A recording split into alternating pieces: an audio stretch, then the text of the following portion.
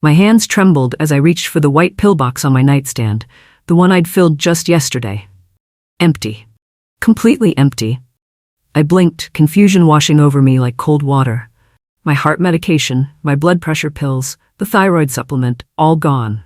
I stared at the hollow compartments, each one labeled with the day of the week, my vision blurring slightly at the edges. "Lila?" I called out, my voice weaker than I intended. My granddaughter appeared in the doorway almost instantly, her blonde hair pulled back in a neat ponytail, concern painted across her pretty face. "What's wrong, Grandma Beatrice?" she asked, stepping into my bedroom with practiced care. I held up the empty pillbox, my 74-year-old fingers shaking. "My medications. They're all gone. I just refilled this yesterday." Lila's expression shifted to something that looked like pity. She sat on the edge of my bed, quite placing a warm hand over mine. "Oh, Grandma, you probably just forgot to fill it. You've been so forgetful lately." I wanted to argue, to insist I remembered perfectly, but doubt crept in. Had I forgotten? Was my memory truly failing me? I could have sworn. I trailed off. "It's okay," Lila soothed. "I'll call the pharmacy right now and get them refilled." She squeezed my hand before standing. As she walked away, I noticed her slip something into her pocket. Was that my car keys? By noon, I could barely lift my head from the pillow. My chest felt tight, compressed by invisible hands. Each breath came shallow and labored, my lungs struggling against some unseen weight. The room spun when I tried to sit up, nausea rolling through my stomach in waves. This wasn't normal fatigue. This was something else entirely. "Lila," I managed to call out, my voice barely above a whisper. She appeared again, this time carrying a tray with tea and toast. "You need to rest, Grandma," she said, setting the tray on my nightstand. "You're just exhausted. All this worry about your pills isn't helping." "I need my doctor," I insisted, reaching for the phone on my bedside table. My fingers fumbled, coordination failing me. Lila gently intercepted my hand. "Dr. Patel said you saw him last week. You don't need to bother him again so soon." I didn't remember seeing Dr. Patel last week, had I? The fog in my mind was getting thicker. "But I feel terrible," I protested weakly. "That's because you're working yourself up," Lila replied with a patient smile. "Drink your tea. I put honey in it, just how you like it." She held the cup to my lips, and I drank obediently, too weak to argue. The liquid was warm, slightly bitter beneath the honey. As she helped me lie back down, I saw her slide my cell phone from the nightstand into her pocket. "You just rest," she murmured. "I'll take care of everything." That night, unable to sleep despite my exhaustion, I heard Lila's voice drifting up from the kitchen below. She was speaking in hushed tones, but the old house carried sound through the heating vents like whispers through a tunnel. I pressed my ear closer to the vent near my bed, straining to hear. "She's getting worse, Aunt Grace," Lila was saying. "Way worse than last week." There was a pause. She must have been on the phone.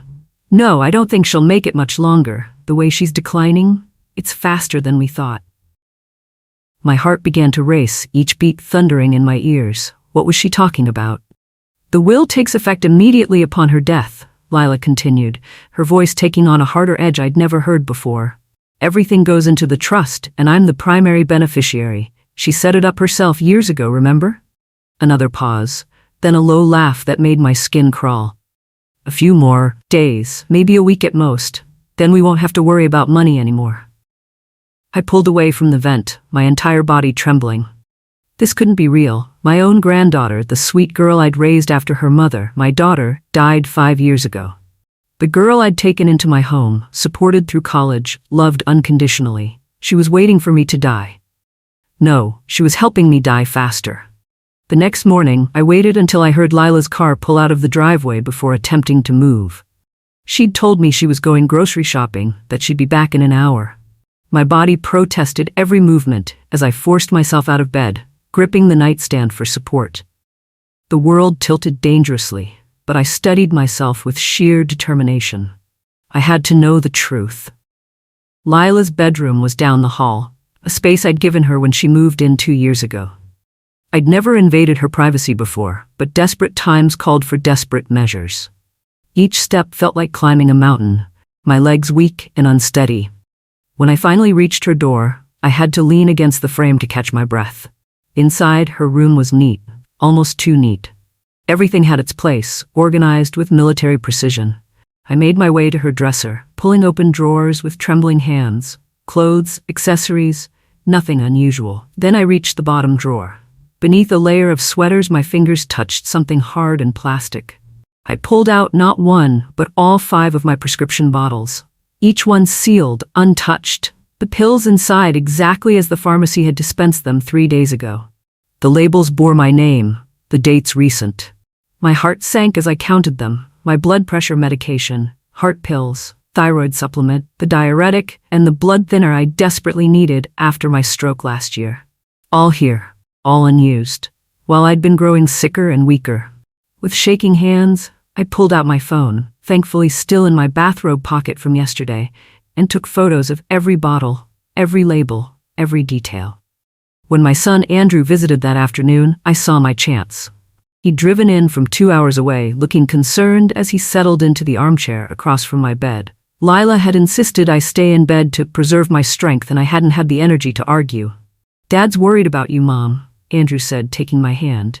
He was referring to his own perception of my health, not knowing the truth. "You look so pale." "Andrew, listen to me," I began, my voice urgent despite its weakness. "Something's wrong with Lila. She's been—" "Grandma, please don't start this again," Lila interrupted from the doorway. I hadn't heard her come up the stairs. Her eyes were red-rimmed, glistening with tears that appeared on command. She looked at Andrew with such wounded innocence that I almost believed her myself. "She's been having these episodes," Lila explained softly, moving to stand beside Andrew, accusing me of terrible things. "Dr. Patel said it's common with her medications, confusion, paranoia." "That's not true," I protested, trying to sit up straighter. "She's hiding my pills, Andrew. I found them in her room."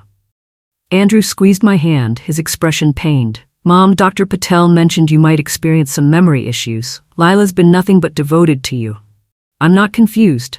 My voice cracked with frustration. "She's planning something. I heard her on the phone talking about my will." Lila's hand flew to her mouth, a sob escaping. "I can't. This is so hard. I'm trying so hard to help her, and she thinks I'm trying to hurt her." Andrew pulled Lila into a comforting embrace. "It's okay. We know you're doing your best." He looked at me with such pity that I wanted to scream. "Mom, Lila loves you. We all do. You're just not yourself right now." 2 days later, I staged my collapse carefully. I waited until Lila was in the kitchen preparing lunch, then let myself slide from my chair onto the bedroom floor, making sure to hit the nightstand loudly enough to be heard. The fall actually hurt more than I'd anticipated, my hip taking the brunt of the impact. "Grandma!" Lila's panicked voice came seconds later. She burst through the door, immediately dropping to her knees beside me. For a moment, just a moment, I saw genuine fear in her eyes. Then it shifted to something else, something calculating. "Oh my God, we need to call Dr. Patel," she said, pulling out her phone. I watched through half-closed eyes as she dialed, her voice taking on that perfect note of concerned desperation. "Dr. Patel? It's Lila. My grandmother just collapsed. She's breathing but barely responsive. Can you come?" 15 minutes later, Dr. Patel arrived. A kind man in his 50s who'd been my physician for 20 years. He'd known me through my husband's death, through my own health struggles, through Lila moving in to help. His gentle hands examined me thoroughly, while Lila hovered nearby, providing a running commentary of my symptoms. "She's been very disoriented lately," Lila explained. "Forgetting things, accusing me of moving her medications. This morning, she forgot she'd already taken her pills and tried to take them again. I had to stop her." Dr. Patel glanced at me, then at his medical chart. "The medications I prescribed last month? You've been taking them regularly?" Before I could answer, Lila jumped in. "I make sure she takes them every morning and evening, doctor, but she insists they're missing. I think she's hiding them herself and forgetting." Dr. Patel's eyes narrowed slightly. He looked at my chart again, something flickering across his face. Confusion, maybe concern. "Mrs. Langford, when was your last dose?" I tried to speak, but my mouth felt dry, my tongue thick. "This morning," Lila answered for me again. "I watched her take them." But Dr. Patel wasn't looking at Lila anymore. He was studying something in my file, his expression growing more troubled by the second. That night, After Dr. Patel left and Lila went to sleep, I dragged myself from bed with every ounce of strength I had left. My body screamed in protest, but my mind was clearer than it had been in days. Fear and adrenaline could do that, I supposed. In the back of my closet, buried under old photo albums, I found the nanny cam I'd used years ago when Andrew was small and we'd hired babysitters. It was ancient by today's standards, but it still worked. I'd tested it last week during one of Lila's absences, before I'd gotten too weak to move much. The camera was small enough to hide, disguised as a simple digital clock. With trembling fingers, I positioned it on the kitchen counter, angled perfectly to capture the medication cabinet and the sink. The red recording light was hidden behind the display. "Let's see how caring you really are, sweetheart," I whispered to the empty kitchen, my voice bitter with betrayal. I shuffled back to bed, exhaustion pulling at me like quicksand. Every step was agony, but I'd done what I needed to do. Tomorrow, we'd see the truth. In my nightstand drawer, I kept a small notebook where I'd been documenting everything: dates, times, symptoms, overheard conversations. The entries had become increasingly alarming over the past 2 weeks. Day 1. Felt fine. Pills went missing. Day 4. Severe weakness, chest pains. Lila won't call doctor. Day 7. Heard her talking about my will. Day 10. Found all medications hidden in her room. Now I added Day 12. Camera installed. Dr. Patel seemed suspicious. I closed the notebook and hid it under my mattress, then lay back, staring at the ceiling, wondering if I'd wake up tomorrow. The next morning, Lila brought me tea in bed, as she'd done every day for the past 2 weeks. The cup was pale green, chamomile with honey, she'd said. My special blend to help me rest. I accepted it with a grateful smile, raising it to my lips. But as I tilted the cup, I noticed something, a faint, chalky residue at the bottom, particles that didn't quite dissolve in the hot liquid. My stomach turned. This wasn't tea, or rather, it wasn't just tea. "Drink up, Grandma," Lila encouraged, perching on the edge of my bed. "It'll help you feel better." I pretended to take a sip, letting the liquid touch my lips but not swallowing. "It's delicious," I murmured, setting the cup aside. "I'll finish it in a bit. My stomach's a little upset." Lila's smile tightened almost imperceptibly. "You should drink it while it's hot. I made it special for you." "I will," I promised, keeping my voice weak and compliant. "Just give me a few minutes." She studied me for a long moment, something dark flickering behind her eyes. Then she stood, smoothing her hands down her jeans. "Okay, but make sure you drink it all, every drop." She leaned down, her face close to mine, and whispered, "You need your rest, Grandma. You don't look good at all. Not good at all." The words were meant to sound concerned, but I heard the threat underneath. I closed my eyes, playing the role of the dying old woman she wanted me to be. After she left, I heard her footsteps descend the stairs, then the sound of the television turning on in the living room. Carefully, I poured the tea into the potted plant beside my bed, watching the liquid disappear into the soil. Within minutes, the plant's leaves began to wilt. Lila left for her part-time job at the bookstore around 11, giving me a 3-hour window. The moment her car disappeared down the street, I retrieved the hidden camera from the kitchen, my heart pounding so hard I thought it might give out on its own. Back in my bedroom, I connected it to my old laptop, a device Lila thought I was too confused to use properly anymore. The footage loaded slowly, the timestamp showing from 6 a.m. when Lila usually woke up. I watched her morning routine, making coffee, checking her phone, looking perfectly normal. Then at 7:15 she moved to the medication cabinet. My breath caught as the video showed her opening the cabinet door, pulling out a bottle with my name on the label. She looked around, making sure she was alone, then unscrewed the cap. What happened next made my blood run cold. Lila poured the pills, my heart medication, into the sink, every single one. She ran water, washing them down the drain. Then, from a container in her pocket, she pulled out white tablets that looked identical and refilled the bottle. But these weren't my medications. They were something else entirely. She repeated the process with 2 more bottles, methodically replacing real medicine with fake pills. When she finished, she even adjusted the labels, making sure everything looked untouched. Then she pulled out her phone and took a photo of the bottles lined up on the counter, a satisfied smile on her face. "Documentation," she muttered to the empty kitchen, "just in case anyone asks." I replayed the footage 3 times, tears streaming down my face. Not from fear, though I was terrified, but from the sheer betrayal of it all. My granddaughter, my blood, was slowly poisoning me. Or rather, she was letting my own body poison itself by denying me the medications keeping me alive. That afternoon, I called my family attorney, Theodore Hollis, from my cell phone while Lila was still at work. My hands shook so badly I could barely dial the numbers. "Theodore, it's Beatrice," I said when he answered, keeping my voice low despite being alone in the house. "I need to review my will immediately." There was a pause. "Beatrice, is everything all right? You sound distressed." "I need to know exactly what happens to my estate when I die," I pressed. "Every detail. Who gets what, how it's distributed, the timeline." "We went over this when you updated it 2 years ago," Theodore said carefully. "When Lila moved in to care for you, the primary beneficiary is—" "Lila, I know," I interrupted, "but what if something happened to her? What if she was unavailable? Then it would revert to your son Andrew, and after him to your nephew. Why are you asking this now? Beatrice, what's going on?" I hesitated, wondering how much to tell him. "I just need to be sure everything is in order." "Can we meet tomorrow?" "Of course. My office, 10 o'clock? "Make it your home," I countered. "And don't tell anyone. Please, Theodore. This is important." After I hung up, I realized my mistake.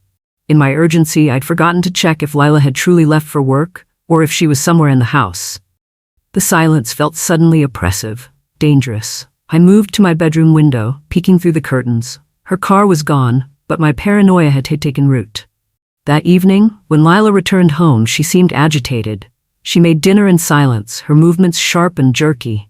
When she brought my plate up to my room, she asked casually, "Did you make any calls today, Grandma?" My heart skipped. "No, dear. I slept most of the day." She studied me, her eyes searching my face for lies. "Are you sure? I thought I heard your phone ring earlier."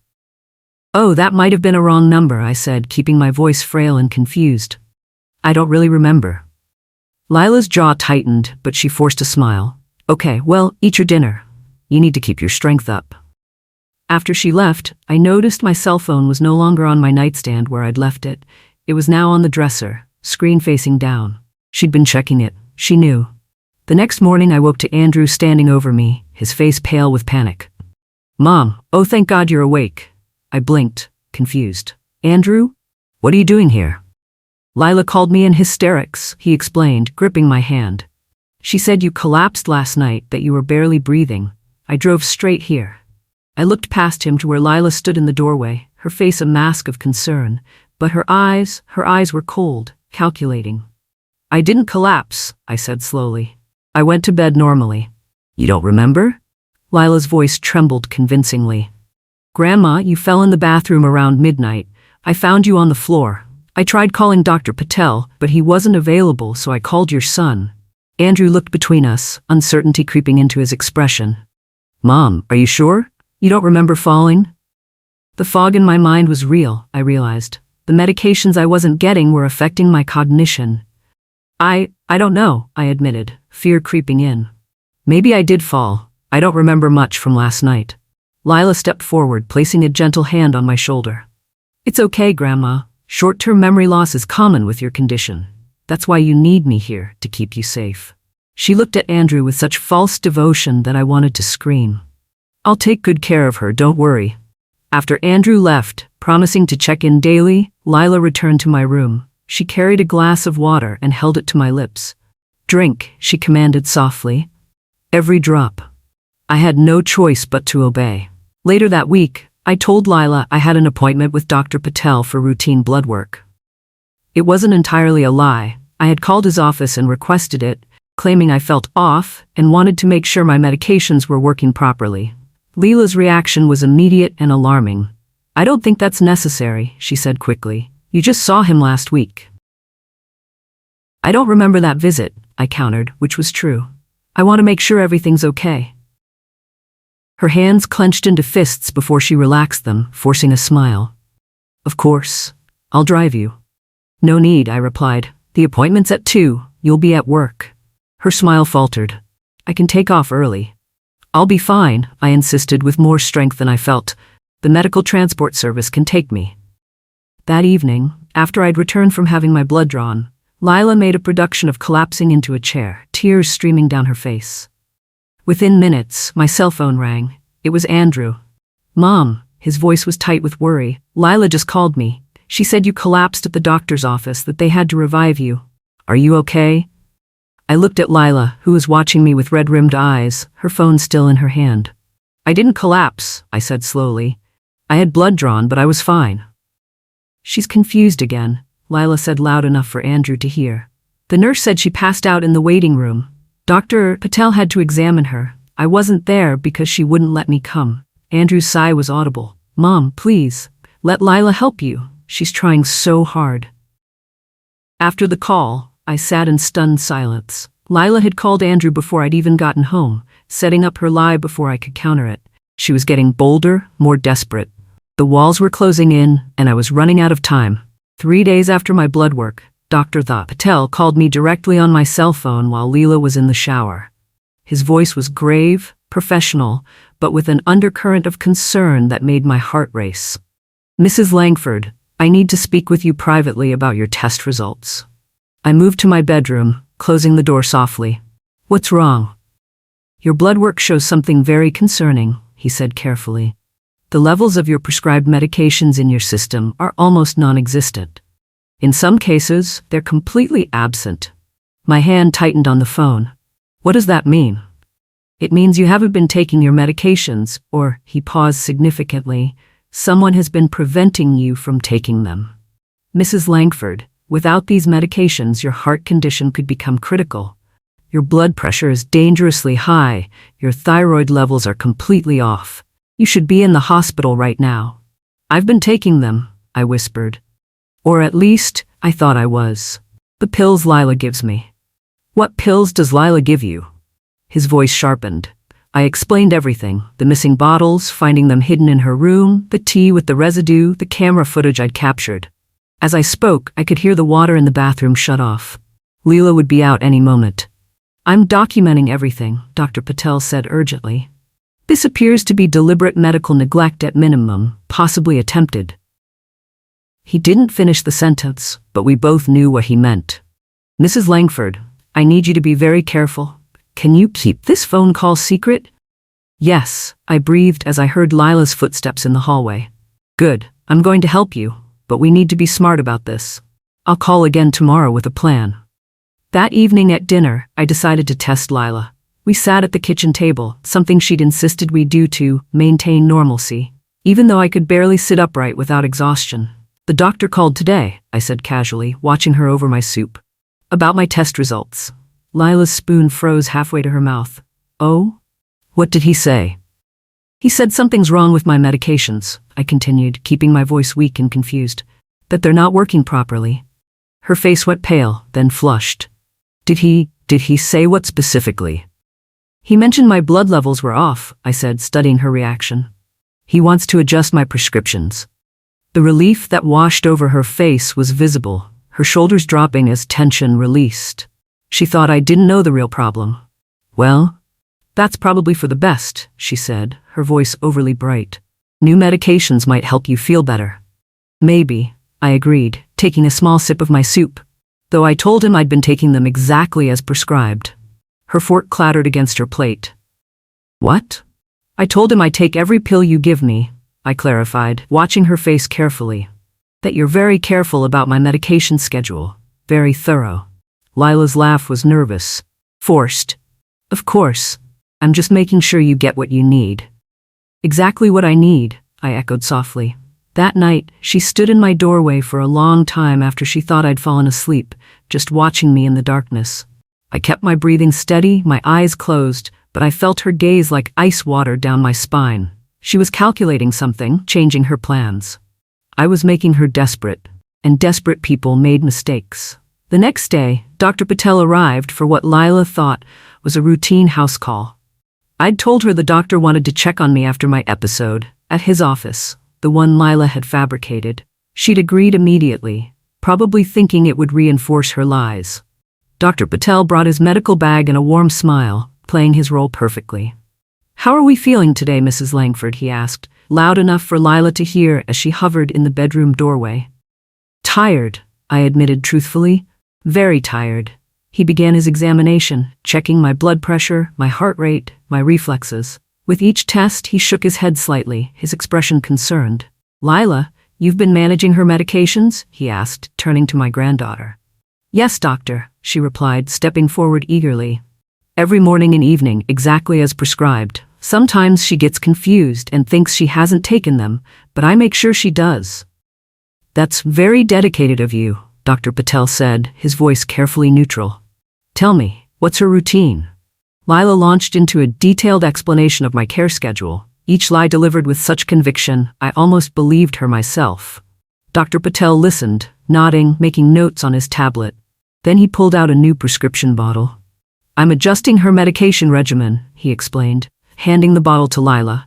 "These should help stabilize her condition. Make sure she takes one each morning with food." Lila accepted the bottle, examining the label. "Of course, doctor. I'll add it to her routine." What Lila didn't know, what she couldn't see, on the plain white label, was that Dr. Patel had marked each pill with a special tracking dye, invisible to the naked eye, but detectable through specialized testing. He'd explained his plan during our private phone call. If Lila swapped these pills out like she had the others, we'd have proof. Scientific, undeniable proof. I spent the next 2 days in a haze of weakness, barely able to lift my head from the pillow. Whatever Lila had been giving me instead of real medication was taking its toll. My heart felt like it was racing and stopping simultaneously. My vision blurred, my thoughts scattered like leaves in wind.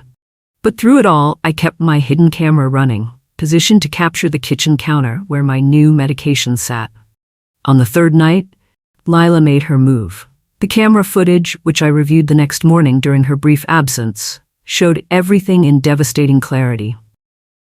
She entered the kitchen at 2:47 a.m., wearing pajamas, moving quietly through the darkness. She turned on only the small light under the cabinet, just enough to see. Then she opened Dr. Patel's prescription bottle, dumping the pills into the sink just as she'd done before. But this time, she was more careful. She ran hot water, making sure each pill dissolved completely down the drain, no evidence left behind. From a different bottle hidden in her bathrobe pocket, she pulled out replacement pills. The same fake medications she'd been giving me all along. She refilled the prescription bottle, sealed it carefully, and even wiped down the exterior with a cloth to remove fingerprints. But then she did something unexpected. She pulled out her phone and took several photos, close-ups of the pill bottle on the counter, time-stamped images proving the swap had occurred. Why was she documenting her own crime? I realized with chilling clarity, she was building her own insurance policy. Evidence that she'd been caring for me, giving me medications in case anyone questioned her later. Proof that she'd been the devoted granddaughter, while I was simply too sick to survive.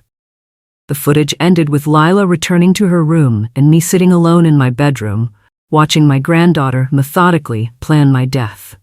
2 days later, Dr. Patel called with the results I'd been waiting for. He kept his voice low, professional, but I could hear the anger underneath. "The blood sample we took yesterday shows no trace of the tracking marker from the pills I prescribed," he said. "None whatsoever, Mrs. Langford, which means—" "She switched them," I finished, my voice hollow. "Just like the others." "Yes," a long pause. "Mrs. Langford, what your granddaughter is doing constitutes medical neglect at best, and at worst, this is attempted murder." The words hung in the air between us, making it real. My granddaughter wasn't just waiting for me to die naturally. She was actively hastening my death, denying me life-saving medication, perhaps even poisoning me with whatever those replacement pills contained. "What do we do now?" I asked, exhausted beyond measure. "We document everything, and we involve the authorities," Dr. Patel replied firmly. "But we need to do this carefully. If Lila suspects she's been caught, she might escalate. We need irrefutable evidence." "I have video footage," I told him, "of her switching the medications, multiple instances." "Good, that's very good. Keep recording. I'll contact a medical board investigator I trust, someone who specializes in elder abuse cases. In the meantime, I'm prescribing you emergency medications under a different name, ones I'll deliver personally. We need to stabilize your condition before it becomes critical." After we hung up, I sat in my bedroom, surrounded by the evidence of my granddaughter's betrayal, hidden cameras, printed transcripts of overheard conversations, photographs of pill bottles, medical charts showing the absence of medication in my system. A case was building, piece by piece. But would it be enough to stop her? And would I survive long enough to see justice served? That afternoon, my bank manager, Patricia Evers, called my cell phone. I recognized her number and answered quickly, moving to the bathroom and turning on the fan to mask my voice. "Mrs. Langford, I'm calling about a concerning transaction," Patricia said, her tone professional but worried. "Your granddaughter Lila attempted to withdraw $20,000 from your account this morning." My blood ran cold. "What?" She presented proper identification and knew your account number, but the amount triggered our fraud protection protocols. We require dual signature for withdrawals over $10,000. When I asked her to have you come in to co-sign, she became agitated.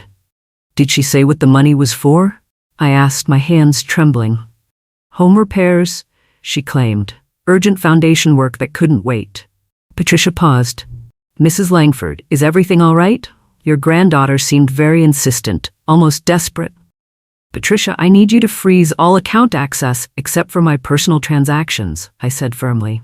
"Lila should not be able to withdraw or transfer any funds without my physical presence and signature." "Of course, I'll implement that immediately."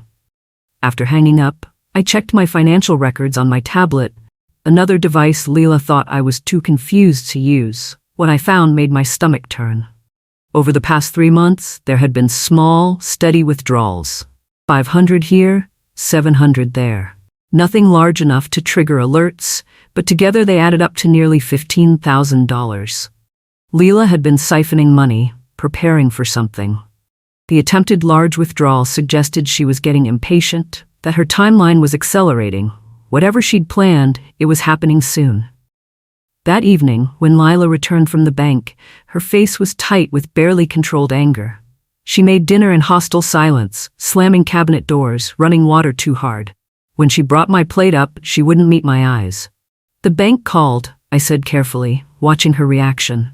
Her head snapped up. "Oh?" "They said there was a problem with my account. Some kind of fraud alert." I kept my voice confused, innocent. "Do you know anything about that?" Her expression smoothed into concerned granddaughter. "No, Grandma, but I can call them tomorrow and help you sort it out." "That's okay," I replied. "I already spoke with Patricia. She's handling it." The flash of fury in Lila's eyes lasted only a second before she controlled it. "Well, if you're sure." After she left, I heard her on the phone in her room, voice low and angry. I couldn't make out words, but the tone was clear. Her plans were unraveling, and she knew it. The next day, while Lila was at work, I received an unexpected visitor. Theodore Hollis, my attorney, arrived at my front door looking worried. "Beatrice, we need to talk," he said, stepping inside when I invited him in. "About your will." "What about it?" I asked, leading him slowly to the living room. My legs felt like water, each step requiring concentration. Theodore pulled out a folder. "I received a copy of what appears to be an updated will from your granddaughter's attorney yesterday. It claims you made recent changes, shifting your estate allocation." I took the papers with shaking hands. The document looked official. Proper legal letterhead, formal language, signatures. But it wasn't mine. According to this version, Lila received not just the primary inheritance but everything. The house, all financial accounts, even the family jewelry that I'd specifically designated for Andrew in my actual will. "I didn't write this," I said, my voice hardening despite my physical weakness. "This isn't my will." "I thought as much," Theodore replied grimly. "The signature looks close, but it's not quite right. Whoever forged this did their homework but made small mistakes. The notary seal is fake, and the witness signatures don't match anyone in my records." He pulled out another document. I had our forensic document examiner look at it. The signature was traced, probably practiced multiple times before the final version. "And look at this." He pointed to a date on the forged will. "This claims you signed it 3 weeks ago, but you were in the hospital that day for observation. I have the records." "Lila," I breathed. "She must have practiced my signature. I've seen her at my desk late at night, going through papers." Theodore nodded, his expression grave. "This constitutes forgery and attempted fraud." combined with what you told me about the medications. Beatrice, I think it's time we involve the police. Not yet, I said, though every instinct screamed to end this nightmare immediately. Dr. Patel and I have a plan. We need all the evidence compiled together. The medical records, the videos, the forged will, the bank fraud attempt. Everything at once, so there's no way she can talk her way out of it. Theodore studied me with concern. Are you sure you're safe? If she realizes you know? She already suspects something, I admitted. But she won't act rashly. She spent too long building her devoted granddaughter image. She'll try to wait it out, convince everyone I'm just confused. That's why we need to move soon. House weekend, I replied. I'm planning a family dinner. Everyone will be here. Andrew, Lila, Dr. Patel, and we'll end this once and for all. Over the next 3 days, I prepared for the confrontation while pretending to grow sicker. It wasn't difficult. Without proper medication, my body was genuinely failing. But Dr. Patel had been secretly administering emergency doses during house calls, just enough to keep me functional without alerting Lila. On Thursday, Leela intercepted a letter from Theodore's office. I watched through my bedroom mirror as she stood in the hallway, steaming it open with a tea kettle. Her face went pale as she read the contents, a notice about document verification and forensic analysis. She quickly resealed the envelope and placed it on my nightstand as if it had just arrived. Mail came, Grandma, she said sweetly when she brought my lunch. Just some paperwork from your lawyer? Want me to read it to you? That's all right, dear, I replied, keeping my voice weak. I'll look at it later. But she'd already seen too much. That night I heard her in her room, on the phone again. This time her voice was panicked, urgent. They're checking the signatures. The lawyer knows something's wrong. A pause. I don't know how much time I have. She's not dying fast enough. And now there are questions. Another pause. Longer. No, I can't do that. It would be too obvious. I need it to look natural. My blood chilled. She was discussing speeding up my death, making it look like my illness had simply progressed. I was running out of time. Friday evening, I made the phone calls. First to Andrew, inviting him to dinner Sunday night. It's important, I told him. I want the family together. Then to Dr. Patel, confirming his arrival. Finally to Theodore, asking him to be present with all documentation. Saturday, I spent preparing myself mentally. I reviewed all the evidence, the camera footage now backed up to multiple cloud storage accounts, the medical records Dr. Patel had compiled, the forged will Theodore had analyzed, the bank statements showing fraudulent withdrawals. Each piece told part of the story. Together, they painted a devastating picture. Sunday afternoon, Lila was radiant as she prepared dinner. She'd invited Aunt Grace, her mother's sister, who'd apparently been in on the inheritance scheme from phone conversations I'd overheard. Lila made my favorite roast chicken, set the table with our good china, arranged flowers from the garden. She was playing the devoted granddaughter role one last time. This is nice, I said, watching her work. Having everyone together.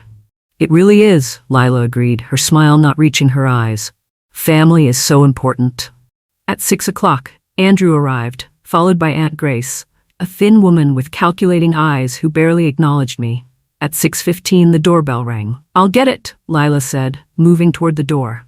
She opened it to find not just Dr. Patel, but Theodore Hollis and 2 police officers standing on the porch. Her face went white. What's going on? She asked, her voice suddenly small. We're here for Mrs. Langford, Dr. Patel said calmly, stepping inside. And for you, Lila. Andrew stood up from the dining table, confused. What's happening? I rose slowly from my chair, gathering my strength.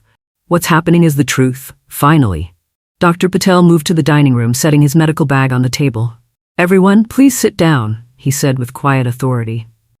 The police officers positioned themselves by the doors. Lila remained frozen in the entryway, her mind visibly racing for an escape. Grandma, what is this? Andrew asked, looking between me and the officers. I took a deep breath, my hand trembling as I steadied myself against the table. This is about attempted murder. The room erupted. Andrew shot to his feet. Aunt Grace gasped. Lila's face drained of all color. That's insane, Lila cried. Grandma's confused again. She's been having these episodes. Sit down, Lila, one of the officers said firmly. Theodore opened his briefcase, pulling out folders and a laptop. Mrs. Langford has been documenting systematic medical neglect and fraud. With Dr. Patel's assistance, we've compiled irrefutable evidence. What evidence? Lila demanded, but her voice cracked. Dr. Patel spoke next, his voice professional but filled with restrained anger. Blood tests showing Mrs. Langford's prescribed medications were absent from her system, despite claims she was taking them regularly. Followed by additional tests showing tracking markers for medications I personally prescribed were also absent, because they were replaced with placebos or possibly harmful substances. That's not. She's confused about her pills, Lila protested. She forgets. I have video footage, I said quietly, and the room fell silent. I looked at my granddaughter, this girl I'd loved and raised. Multiple videos of you dumping my real medications down the sink and replacing them with fake pills. Videos of you taking photographs of your handiwork. Videos I've watched while you thought I was sleeping. Theodore pulled up the laptop, turning it toward the table. This was recorded 6 days ago. The video played on the laptop screen. The timestamp showed 2:47 a.m. The kitchen was dark, except for the under-cabinet light. Then Lila appeared, moving stealthily to the medication cabinet. Andrew leaned forward, his face growing pale as he watched his niece systematically dump pills into the sink, wash them away, and replace them with different tablets. The video continued, showing Lila taking photos with her phone, documenting the swap. When it ended, the silence was deafening. There are 12 more videos, Theodore said quietly, each showing similar actions over the past 3 weeks. Lila? Andrew's voice broke. What did you do? She was trying to kill me, I said, my voice stronger now despite my weakness. Slowly, methodically, so it would look like natural causes, so she could inherit my estate. You tried to withdraw $20,000 from her account, one of the police officers added, reading from a report. The bank flagged it as potential fraud. And this, Theodore produced the forged will, is a fraudulent document created to bypass Mrs. Langford's actual will and claim her entire estate immediately upon her death. Lila's mouth opened and closed soundlessly. Her eyes darted to Aunt Grace, who had shrunk in her chair, suddenly very interested in the floor. I was helping her, Lila finally stammered. She was in pain. The medications weren't working. You thought you could speed up my death and take my money, I interrupted, surprised by the steadiness in my voice.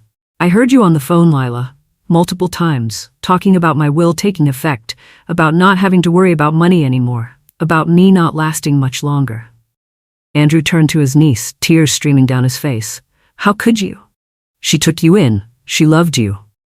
You don't understand. Lila's composure finally shattered.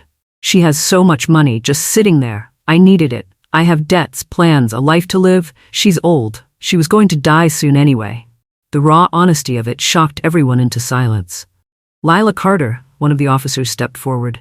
You're under arrest for attempted murder, elder abuse, fraud, and forgery. The words seemed to break whatever remained of Lila's facade. She lunged toward me, her face contorted with rage. This is your fault. You should have just died. It would have been easy, peaceful. But you had to be stubborn, had to keep fighting. Andrew caught her before she reached me, pulling her back as she struggled. The officers moved in quickly, restraining her with practiced efficiency. You were supposed to love me, I said, my voice breaking for the first time. I raised you after your mother died. I gave you everything. You gave me nothing. Lila screamed as the handcuffs clicked into place. Just promises of inheritance someday. Well, I was tired of waiting, tired of playing the devoted granddaughter while you held all the money hostage. Aunt Grace stood up quietly, trying to slip toward the door. The second officer blocked her path. Mrs. Winters, we have phone records showing you were aware of and encouraged this plan. You'll need to come with us as well. I didn't do anything, Grace protested. She called me sometimes. That's not a crime. Conspiracy to commit murder is very much a crime, the officer replied. As they led both women toward the door, Lila turned back to me one last time. Her eyes were red, mascara running, her carefully constructed persona completely destroyed. Grandma, please, she whispered, the words sounding strange and foreign in her mouth now. Please don't do this. I made a mistake. I'm sorry. I'll change, I promise. Don't let them take me. I looked at this stranger wearing my granddaughter's face. For just a moment, I saw the little girl she'd once been, the child who'd cried in my arms after her mother's funeral, who'd needed love and stability. But that girl was gone, replaced by someone I didn't recognize. You could have inherited love and trust, I said softly. But you chose greed instead, and now you'll inherit the consequences. The door closed behind them, and the house fell into shocked silence. 3 weeks later, I sat in my garden, a blanket across my lap, despite the warm afternoon sun. Dr. Patel had started me on my proper medications again, and slowly, very slowly, my strength was returning. The garden was in full bloom, roses and lavender filling the air with their scent. My notebook lay open on my lap, and I was writing a letter. Not for Lila, who was currently in county jail awaiting trial, but for myself. A record of what had happened, lessons learned, wisdom earned through pain. Andrew visited daily now, consumed with guilt for not believing me sooner. I should have listened, he'd said yesterday, his voice thick with regret. When you tried to tell me, I dismissed you. I'm so sorry, Mom. You believed what seemed reasonable, I'd replied, taking his hand. Lila was very convincing. She fooled everyone. Theodore had helped me create a new will, one that provided for Andrew, for medical research, for charities supporting elder abuse prevention. There was even a small provision for Lila's legal defense, because despite everything, I couldn't completely let go of the girl I'd once loved. The doctor said I would recover fully, given time and proper care. The fake pills Lila had been giving me turned out to be mostly compressed flour and sugar, designed to look right but do nothing. The real harm came from missing my actual medications. My heart was stabilizing, my blood pressure normalizing, my mind clearing. I finished my letter and sealed it, addressing it to the prosecutor. Inside, I'd outlined not just what Lila had done, but why. The desperation, the poor choices, the gradual descent into darkness. I didn't want revenge. I wanted justice, yes, but also understanding. The afternoon light slanted through the trees, casting gentle shadows across the lawn. From inside the house, I heard Andrew talking on the phone, probably to Dr. Patel, with an update on my progress. The sound of normal life continuing. As I sat there, recovering from the betrayal of someone I'd loved, I realized something important. Lila had tried to take everything from me, my health, my life, my estate. But she'd failed. I was still here, still breathing, still strong enough to watch karma arrive in person. And sometimes, the sweetest revenge is simply surviving. Living long enough to see justice served, living long enough to heal, living long enough to write the ending yourself.